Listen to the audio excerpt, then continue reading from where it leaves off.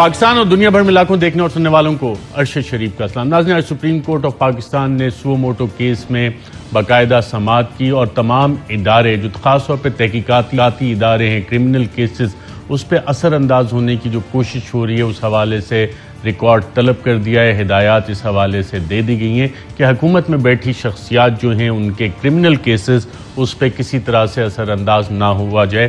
اس حوالے سے پروگرام میں آگے چل کے بات کریں گے۔ سرگودا میں جلسہ تھا، مریم نواز پاکستان مسلم لیگ نواز کی وائس پریزیڈنٹ، انہوں نے یہ سوال بھی کیا کہ کیا شہباز شریف کو حکومت چھوڑ دینی چاہیے اور وہ عوام پہ بوجھ نہ ڈالیں، مہنگائی کا بوجھ نہ ڈالیں، کچھ ایسے فیصلے۔ تو کیا پاکستان مسلم لیگ نواز الیکشنز پہ جانے کے لیے تیار ہے؟ اور جو ان کی کولیشن حکومت ہے اس وقت مختلف سیاسی جماعتوں کے ساتھ مل کے جو حکومت بنائی ہوئی ہے اس کو چھوڑنے کا فیصلہ کیا نون لیگ کر چکی ہے، یا کہ یہ مریم نواز اور نواز شریف گروپ ہے اور شہباز شریف گروپ جو ہے حکومت میں قائم رہنا چاہتا ہے؟ معیشت کے حوالے سے نمبرز باقاعدہ طور پر ریلیز ہوئے ہیں اور 2022 میں جو پاکستان تحریک انصاف کی حکومت کی معاشی کارکردگی تھی اس حوالے سے جو نمبرز آئے ہیں اس سے یہ سوال اٹھتا ہے کہ عمران خان کی حکومت جس پہ متعدد الزامات لگائے جاتے تھے کہ جی ان کو تو معیشت کا کچھ پتہ نہیں، معیشت تباہ کر دی، جو ریکارڈ گروتھ آئی ہے مختلف سیکٹرز میں، اس حوالے سے بھی پروگرام میں بات کریں گے۔ لیکن آج کے جلسے میں ناظرین مریم نواز نے ایک دفعہ پھر ARY کو تنقید کا نشانہ بنایا۔ کل بھی انہوں نے باقاعدہ طور پہ دھمکیاں دی تھی، ایک ٹویٹر کے ذریعے ٹویٹ کیا تھا کل تقریباً 7:15 بجے، اور آج سرگودا جلسے میں بھی انہوں نے باقاعدہ طور پہ ARY کا نام لے کے ARY کے جتنے صحافی ہیں ان کو باقاعدہ دھمکی دی، ARY چینل کو دھمکی دی، اور اس سے کیا خطرات ہوں گے صحافیوں کے لیے، اس حوالے سے بات کرتے ہیں۔ Pakistan federal union of journalist کے وائس پریزیڈنٹ لالا اسد پٹھان ہمارے ساتھ موجود ہیں۔ لالا اسد پٹھان صاحب، بہت شکریہ ہمیں پروگرام میں جوائن کرنے کے لیے۔ آپ نے یقیناً مریم نواز صاحبہ کی جو دھمکیاں دی گئی ہیں ARY کے حوالے سے وہ سنی ہوں گی، کیا کہیں گے اس پہ آپ؟ دیکھیں جی ارشد، سب سے پہلے تو مجھے بڑا افسوس ہوتا ہے کہ پاکستان کی ایک اتنی بڑی پولیٹیکل پارٹی ہے اور اس کی لیڈر جو ہے وہ اسٹیج پر کھڑی ہو کے اس طرح کے بھونڈے الزامات لگائے اور اپنے ماضی کو اس نے بھلا دیا ہے کہ جب اس کی اپنی ویڈیوز کئی آڈیو اور ویڈیو جو ہے وہ لیک ہو چکی ہیں جس میں وہ چینلز کی بندش کے حوالے سے بات کر رہی ہیں، اشتہارات کے کمی کے حوالے سے بات کر رہی ہیں، میڈیا مینجمنٹ کے حوالے سے بات کر رہی ہیں اور اس پاکستان کے بڑے بڑے جرنلسٹوں کو مینج کرنے کے طریقے سیکھ رہی ہیں۔ اب وہ خاتون کھڑی ہو کر ایک الزام لگا رہی ہے پاکستان کے اتنے بڑے نیوز کے چینل پر اور اتنے بڑے میڈیا گروپ پر، اور اس پر الزامات کے نہ سر نہ پاؤں کہ 40 ارب روپے کا اس کو فائدہ دیا۔ بھائی وہ 40 ارب روپے کس کے بینک میں رکھے ہیں؟ یا میاں نواز شریف صاحب وہ 40 ارب روپے اپنے ساتھ لے گئے لنڈن میں کہیں رکھنے کے لیے، یا پاکستان میں کسی بینک پہ رکھیں؟ کم سے کم وہ ہمیں دیں تو دیں نا، تاکہ ہم اپنے ورکرز کی جو تنخواہیں ان کو اور 3 گنا اور 10 گنا بڑھا دیں آگے۔ تو اتنی بڑی زیادتی ہے اس ملک میں، جہاں جہاں جو میڈیا چینل اگرچہ حکمرانوں کا آئینہ دکھانا شروع کرتا ہے تو میڈیا چینلز کے خلاف جو ہے وہ ایک مہم شروع ہو جاتی ہے اور اس طرح کے بھونڈے الزامات لگنا شروع ہو جاتے ہیں جس سے ورکرز پر بہت بڑا فرق پڑتا ہے۔ آپ کچھ عرصہ پہلے دیکھیں جب اس کا وہ آڈیو آئی تھی، ایک لیک ہوئی تھی جس میں یہ کہہ رہی تھی کہ بالکل آپ کو سنوا دیتے ہیں۔ لالا اسد پٹھان صاحب ہمارے ساتھ ہی رہیے گا۔ آپ سے کچھ عرصہ پہلے مریم نواز کی میڈیا مینجمنٹ کے حوالے سے چند آڈیوز آئی تھیں، میڈیا مینجمنٹ اور جیتی کیسے پھیرتی ہیں میڈیا کی مریم نواز، آئیے دیکھتے ہیں۔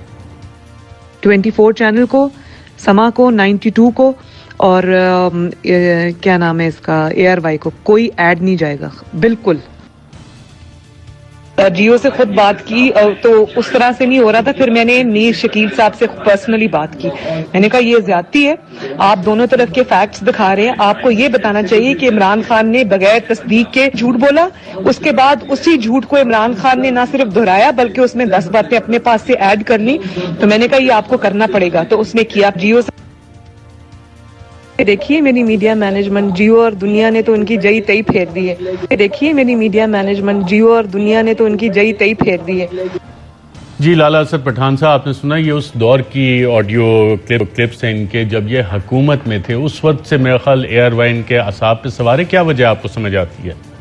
دیکھیں جی پاناما پیپرز کے بعد سے یہ ساری کہانی شروع ہوئی اور جو گفتگو ہم نے ابھی سنی اور پورے پاکستان کے لوگوں نے سنی، یہ بڑی بدقسمتی ہے کہ اس زمانے میں یہ FBR، سبید، FIA، پیمرا، یہ تمام حکومتی ادارے جو ہیں وہ انہی کے کنٹرول میں تھے اور انہی کے ذریعے فیکٹس جو ہے وہ جھوٹے پیپرز بنوا کر جھوٹے طریقے سے انکوائریز کرا کر ایک الزامات کے تحت جو ہے وہ ARY کو بدنام کرنے کی کوشش کی گئی، اور اسی کو لے کر آج یہ محترمہ دوبارہ جلسے میں عوام کو، پاکستانی لوگوں کو گمراہ کرنے کی کوشش کی گئی کہ مہربانی کر کے پاکستان کے لوگوں کو گمراہ کرنے کے بجائے اپنا طرز حکمرانی کو ٹھیک کریں، اپنی چیزوں کو ٹھیک کریں۔ میڈیا آپ کے خلاف نہیں ہے، میڈیا سچ دکھائے گا، میڈیا آئینہ ہے، آئینے کے طور پر کام کرے گا، آئینے میں جیسا آپ کا چہرہ نظر آئے گا وہی پبلک کے سامنے پیش ہوا جائے گا۔ اگرچہ اس پہ کوئی کسی قسم کی کوئی بدکرداری کا دھبا ہے، کوئی کرپشن کا دھبا ہے، تو اس کو آپ نے صاف کرنا ہے، اس کو کسی چینل نے صاف نہیں کرنا ہے، اس کو کسی صحافی نے صاف نہیں کرنا ہے۔ تو یہ چیزیں صاف ہونی ہے، یا تو سزاؤں کے ذریعے صاف ہونی ہے تو وہ تو عدلیہ نے کرنی ہے، یا آپ نے اپنے کرتوت ٹھیک کرنے ہیں تو وہ خود بخود ہی کرنے ہیں۔ میڈیا ہمیشہ نشاندہی کرتا رہے گا، تمام اینکرز اور بشمول آپ ہمیشہ سے یہ کام کرتے رہیں گے اور انشاءاللہ آگے بھی کریں گے۔ PFUJ آپ کے ساتھ کھڑی ہے، پاکستان کے صحافی آپ کے ساتھ کھڑے ہیں۔ ہم کسی بھی میڈیا چینل کو بلیک میل ہونے نہیں دیں گے کسی حکمران کی طرف سے کہ وہ اپنی مرضی کی جو ہے وہ واہ واہ کرانے کے لیے چینل کو استعمال کریں، اور اگرچہ کوئی چینل ان کے خلاف جو ہے وہ عوام کو سچ پہنچانے کی کوشش کرے اور عوام تک سچ پہنچا لے کر جائے اور اس پر اس طرح کے الزامات لگائے جائیں اور جھوٹ پر مبنی الزامات اور تمام جھوٹ پر گھڑی ہوئی کہانیاں بیان کی جائیں، یہ انتہائی مذمت کے لائق ہے۔ بالکل، لالہ اسد پٹھان صاحب، بطور PFUJ وائس پریزیڈنٹ آپ اس بیان کو کیسے دیکھیں گے؟ ماضی میں اسی طرح کی اشتعال انگیزی کے بعد عادل عباسی پہ حملہ ہوا، ہمارے رپورٹرز پہ حملے ہوئے، داتا دربار پہ ہوئے، ہمارے DSNG سٹاف پہ حملہ ہوئے، ہمارے کیمرامینز کو ٹارگٹ بنایا گیا۔ تو آج کی جو مریم نواز کی تقریر ہے، یہ incitement for attack on ARY ہے؟ بالکل، میں اس کو اسی زمرے میں دیکھتا ہوں، کیونکہ اس سے پہلے جو آپ نے آڈیو چلائی اس میں جو یہ ARY کے اشتہارات بند کر رہی تھی وہ معاشی قتل کے زمرے میں آتا ہے، وہ تمام ورکرز کا معاشی قتل کے زمرے میں آتا ہے کہ جب آپ کسی میڈیا چینل کے اشتہارات بند کریں تاکہ ان کا ریونیو کم ہو، تو تاکہ وہ تنخواہیں نہ دے سکے اپنے ورکرز کے، وہ بینیفٹ نہیں پہنچا سکے، اور اس طرح کی گفتگو جو آج کی گئی ہے اس سے براہ راست جو ہے وہ ARY کے تمام ورکرز کو یہ دھمکی دی جا رہی ہے۔ خدا نخواستہ اگر سے ARY کے کسی بھی ورکر کو کہیں کچھ بھی ہوا تو اس کی تمام تر ذمہ داری مریم نواز پر ہو۔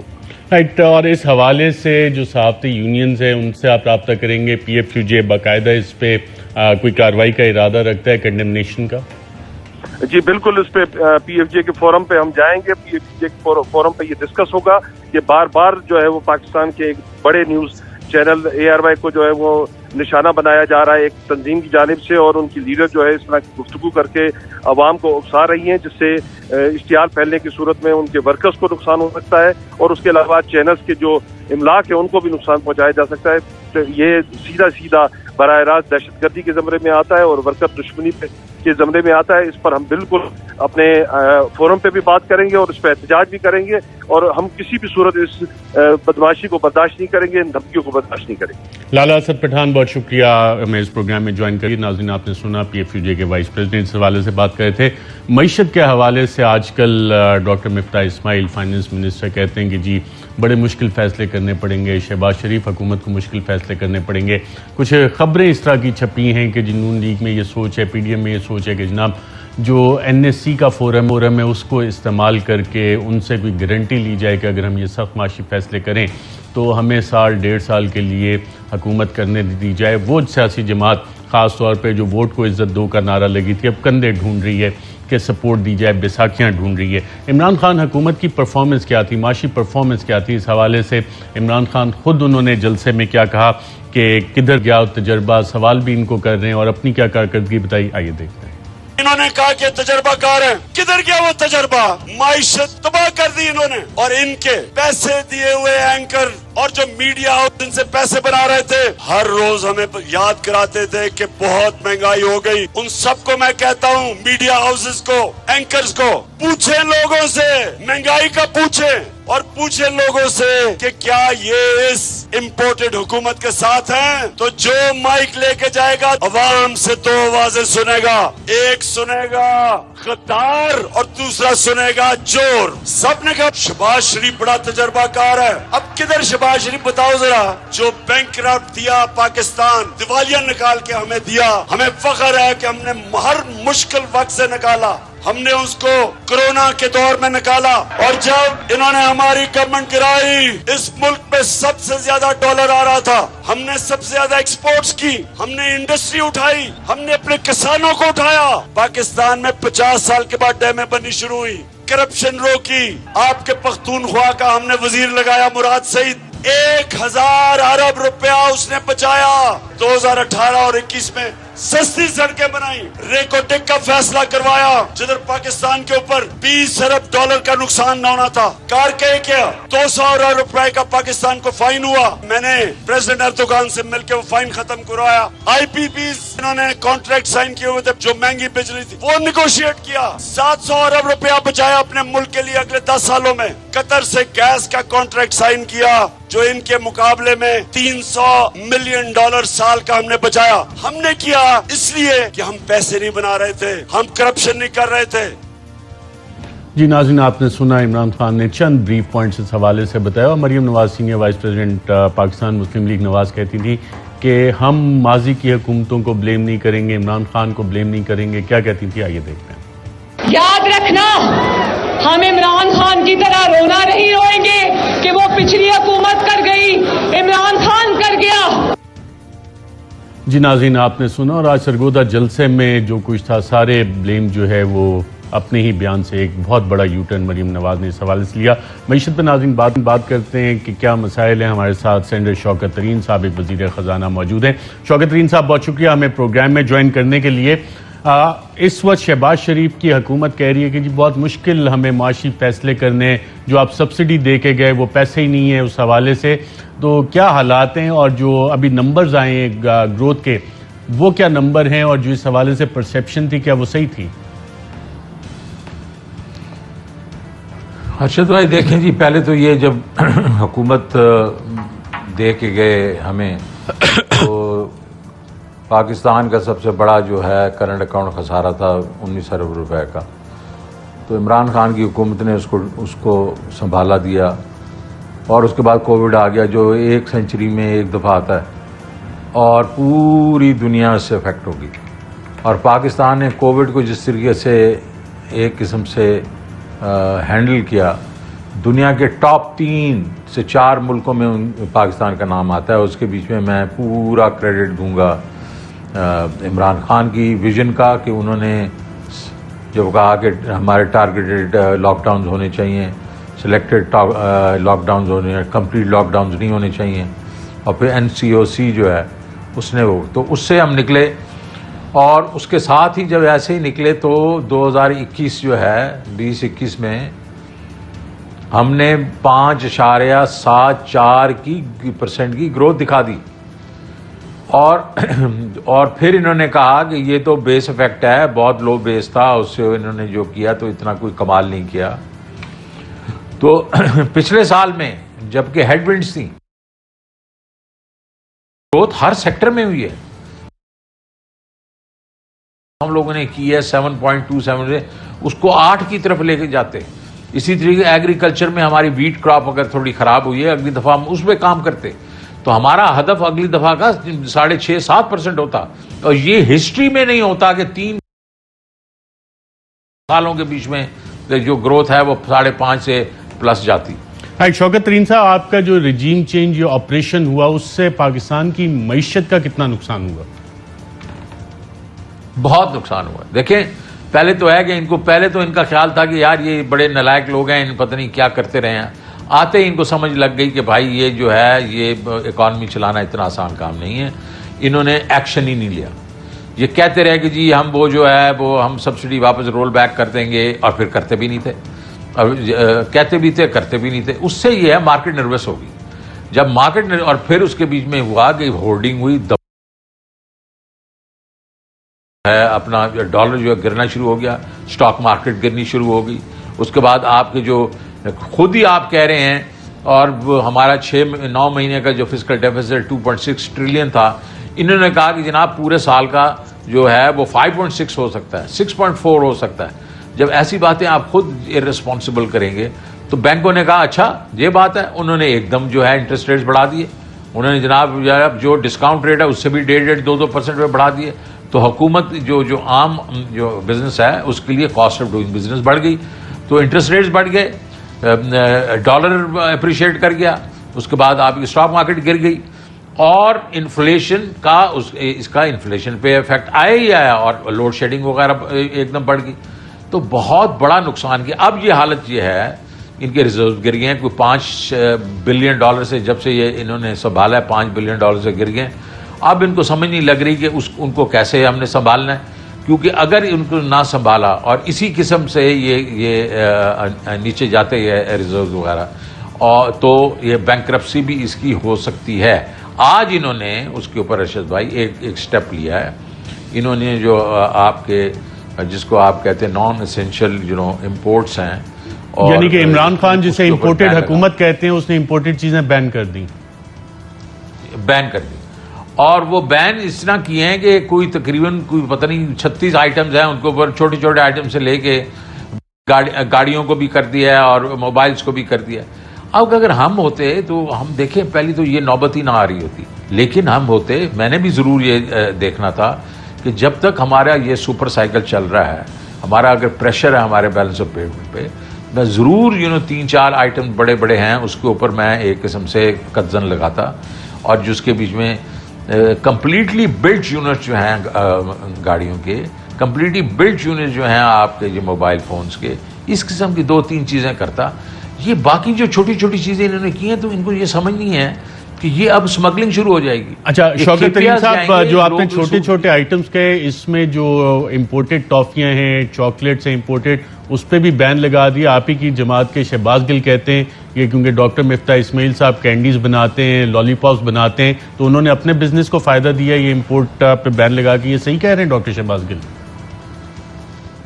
جی, شہباز گل صاحب کا اپنا پوائنٹ آف ویو ہے. میرا تو صرف پوائنٹ آف ویو یہ ہے کہ جب آپ ان چیزوں کے اوپر کرتے ہیں اور یہ پھر جو ہے کھیپیے جو ہیں وہ جا کے باہر سے لے کے آ جاتے ہیں. اب پیسے کہاں سے آتے ہیں؟ پیسے تو یہیں سے ہیں. یہ کرب مارکیٹ سے ڈالر لیتے ہیں اور جا کے یہ چیزیں اسمگل کر کے لے کے آ جاتے ہیں. جب اسمگل کر کے لے آتے ہیں, جب کرب مارکیٹ کا ریٹ جو ہے وہ بڑھنا شروع ہو جائے گا. جب کرب مارکیٹ کا جو جس کو ان آفیشیل ریٹ کہتے ہیں وہ بڑھے گا تو وہ جو انٹر بینک ریٹ بڑھے گا. تو دیکھیں کوئی یہ بغلاٹ میں یہ سٹیپس لیے جا رہے ہیں.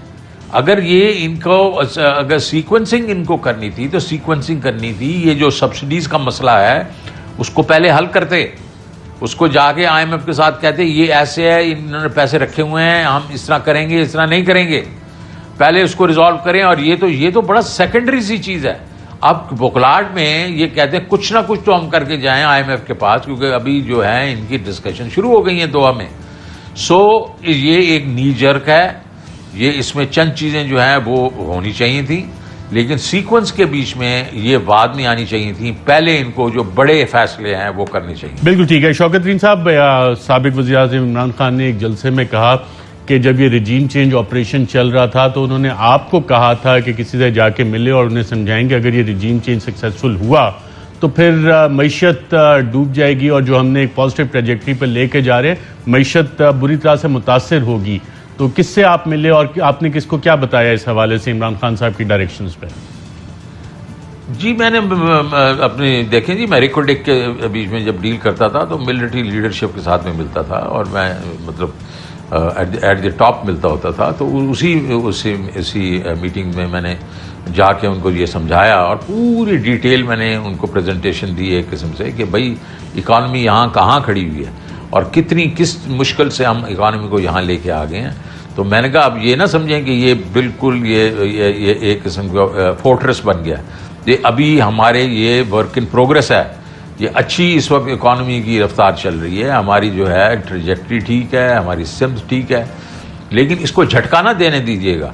میں کہ جب جھٹکا دیں گے تو یہ دھڑم کر کے گر بھی سکتی ہے. تو انہوں نے مجھے کہا کیا چیز آپ کے خیال میں چاہیے؟ میں کہ 3 چیزیں چاہیے, کنٹینیوٹی, کنٹینیوٹی, کنٹینیوٹی. اور میں نے کہا یہ جب تک نہیں ہوگی یہ آپ کی معیشت کا بہت مسئلہ ہو سکتا ہے. اور پھر یہی ہوا, جیسے رجیم چینج ہوئی آپ نے دیکھا 5 ہفتوں میں کیا حشر ہو گیا. تو آپ کو جواب کیا ملا تھا اس میٹنگ میں؟ میں نے کہا اچھا بھائی, انہوں نے تو یہ کہا تھا کہ یہ بالکل آپ ٹھیک کہہ رہے ہیں اور کنٹینیوٹی ہونی چاہیے. اور پھر کنٹینیوٹی نہیں ہوئی تو جو آپ نے خدشات بتائے تھے اسی طرح حالات بنے؟ بالکل اس سے بھی بدتر ہو گئے, کیونکہ مجھے تو اتنا بھی میرا خیال تھا ان میں کوئی نہ کوئی تو ایکسپیرینسڈ آدمی ہوگا یار, لیکن یہ تو ایسے نکلے کہ بالکل ان کی جو, میں یہ نہیں کہتا ہوں کہ یہ لوگ جو ہیں یہ پڑھے لکھے نہیں ہیں, لیکن جب 13 لوگ جو ڈیسیژن لے رہے ہوں اور 2 فائنانس منسٹر ہوں, ایک بیٹھا ہو لندن میں, ایک بیٹھا ہو ادھر, اور وہ ایک دوسرے کو کانٹرڈکٹ کر رہے ہوں, تو مارکیٹ نے تو نروس ہونا ہی ہے نا یار. شوکت ترین صاحب, موجودہ حکومت شہباز شریف صاحب کی حکومت کہتی ہے کہ جو سبسڈی آپ دے کے گئے تیل کے اوپر, اس کے تو پیسے ہی نہیں تھے, آپ ہمیں پھنسا گئے. میں تو اتنی دفعہ ارشد بھائی یہ ایکسپلین کر چکا ہوں, ان کو کیوں سمجھ نہیں آ رہی؟ آپ کی وجہ سے میں آپ کو, ان کو سمجھ اس لیے نہیں آ رہی, یہ سمجھنا ہی نہیں چاہتے.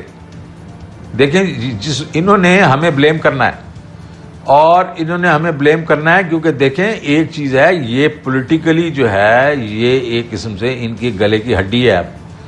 اب ہم نے تو کیونکہ اس کو پوری طریقے سے فنڈ کر دیا تھا تو ہم تو بالکل مضبوط کھڑے تھے.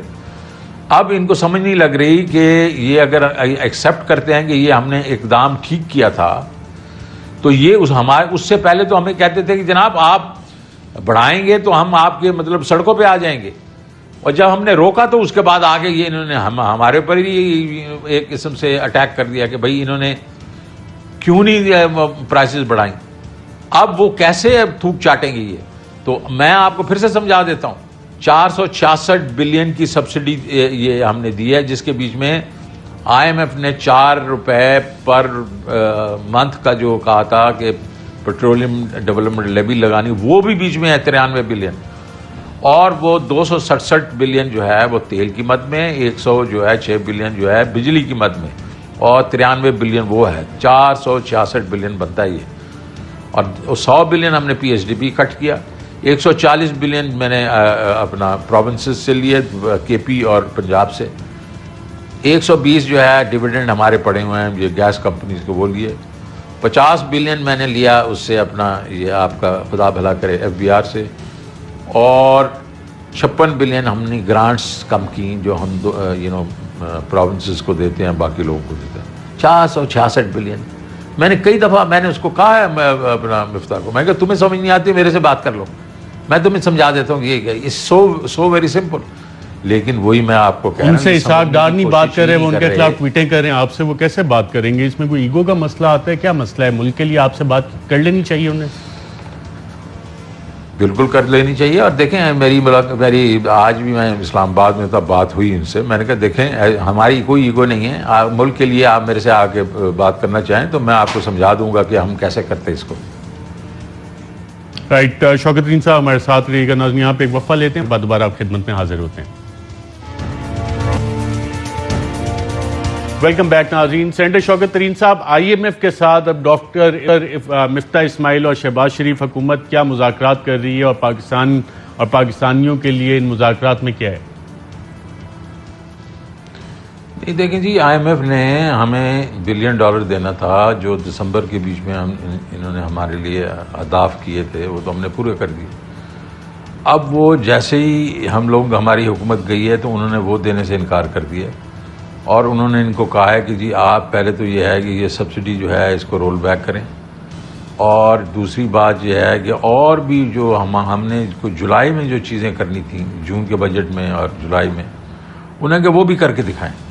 اور انہوں نے کہا یہ جو پیسے ہیں یہ آپ کو جو $1 بلین جو ہے وہ جو دسمبر کا ہے اور $1 بلین مارچ کا ہے, تو وہ سارا اس وقت ملے گا جب آپ بجٹ میں ہمیں دکھائیں گے کہ ایک قسم کے پری کنڈیشنز لگا دی انہوں نے. بالکل ٹھیک. اور سعودی عربیہ اور یو اے ای سے کچھ ملا ہے شہباز شریف حکومت کو؟ وہ بھی انہوں نے اس کے ساتھ لنک کر دیا, ان ساروں نے آئی ایم ایف کے ساتھ معاہدے کے ساتھ لنک کر دیا. یعنی خالی ہاتھ واپس آئے. اس وقت یہ ہوا ہے, اور اس وقت بالکل خالی ہاتھ واپس آئے ہیں. اور دوسرا یہ ہے کہ بڑی مشکل سے انہوں نے میرے خیال میں بچایا سعودی عربیہ, وہ تو کال کرنے لگے تھے لوگ. لیکن اب چلیں, اب وہ ہو گیا, تو اس کا مطلب یہ ہے کہ اب یہ پرائر ایکشن ہو گیا. اب جولائی کے بیچ میں ان کو بورڈ میٹنگ ہوگی جس میں پیسے ملیں گے. جولائی سے پہلے پیسے بھی نہیں ملیں گے؟ یہ مشکل ہو گیا, نہیں ملیں گے, یہ جولائی تک نہیں ملیں گے. بالکل ٹھیک ہے. اس کا مطلب یہ ہوا کہ رائٹ. شوکت ترین صاحب بہت شکریہ پروگرام کرنے کا. ناظرین مزید